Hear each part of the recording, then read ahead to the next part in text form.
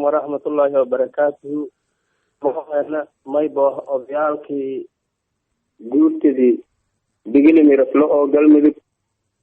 ما يبغى فضانا عبشان تي من جيدنا أن مدحوينها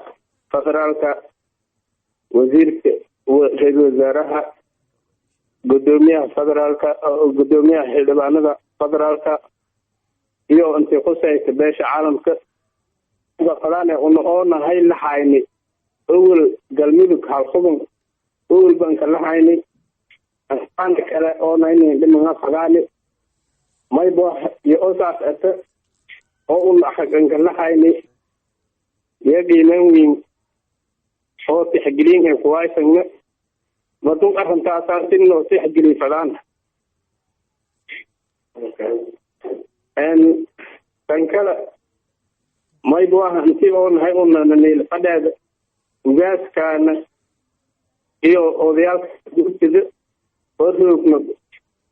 ما يبغى من ماذا هذا قلنا دوس مرات يا ما يفعلنا أنتي أون هاي تحجنون أون هاي ما يدرون سمام ولا لا تسوق حالنا وان خوكيد لنا ما يدرون سمواطنين سوماليات هون إذا كحك كله لان كست هون مواد سومالي أمي الأدمي بيسروق يحكي لي بدون أحنكات يا فلان أنتي هون هاي وديرتي من بويا قصيش مركوزة. السلام عليكم ورحمة الله وبركاته. معي اسمان إيدن مرسلو ميجل بسمريات and ما أصدقنا الدولة فدرالك and galmudug koonfur galbeed annagoo aadadaalkii koonfur galbeed odayaashii guudkii ku jeediyeenna cabashadaynada may ku xisaabsantaa wal alla wali xaquuqa ama eelkan kalena inuu helna sababtoo ah hata macnaha dadaalkii saxiiyaalka hay wal haray ugaaskayni uniiba banaanka roogna taas aawdiye macnaha adduunka mise macnaha dowladda federaalka hay'adaha khuseeya معناها ما أصلاً حقهم لأن المسيح. السلام عليكم ورحمة الله. عن واسك باش تقول يمرفلو وهذا ياشي شلقبيه وشتعقد كان ما أنت هل كان يكفلنا أيام وها أوغسيا عبشو أما كبشو ويكفلنا أيام معمولة دي هراء دلمدوك الصواب سي أي داب أيضاً كمية لكن غيري هراء كمية هايين هنتي دقل مرفلة معمولكي هراء هل كان كجري أو معمولكي حبل يحب خصوصيا معناها دقل حبل متعدمات أو مرفلة هنتي عن أوردميني مركا واحد إن سؤال اللي زوجين أيوة حبل مية كل عيان مثلنا كمالهن ما هذا يروان مثله يقليري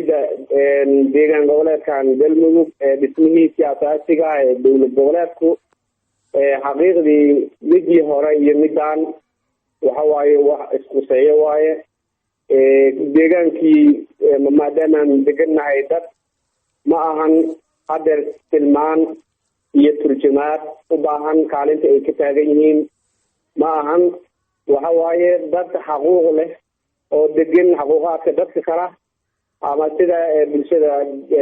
deegaan gobolka galmudug ay u nooshahay dad doonaya inay sidaas ay u noolaadaan weeyaan maadaama howlihii aasaaska ahaa oo dhismaha maamulka galmudug oo bilowday odayaashii dhaqanka ahna la xareeyay saxiixayaashii annagiina in badan aan daba ordayna ama aan daba soconay si loo helo ugu yaraan laba xidhnood oo xibin digil iyo mirifla labada xidhnood ee digil iyo mirifla qosayda midii digil iyo mirifla markaan taabto ninka la yiraahdo maxamed umar ciidu cabdulla shabeeti oo ah nin digil ah oo xibin baarlamaan ku lahaa deegaanka isheegeen galmudug dowladii xibin iyo heer ku jiray allah u naxariiso maxamed umar ciidu uu dhintay digil horta wuxuu lahaa xibin buu ku lahaa deegaanka galmudug deegaanada dadka galmudug ayna ayagu ay ku maamuuseen marka maadaama anagu dad aan kala harin midow ah oo digil iyo mirifla dad aan la kala reebin aan nahay ugu yaraan deegaan goboleedka galmudug maamulka loo dhisaayo waxaan rabnay mar waliba inaan xibin aan kala harin oo siday dadkaasi wax u qaybsadaan qayb ahaan loogu daro oo odayaashii ka mid noqono si loo helo speaker qof ummaddu hogaamiyo oo u hadla. الرحمن الرحيم أنا مع حسن معلم محمد آدنا odayaashii guurtigii bigil maragla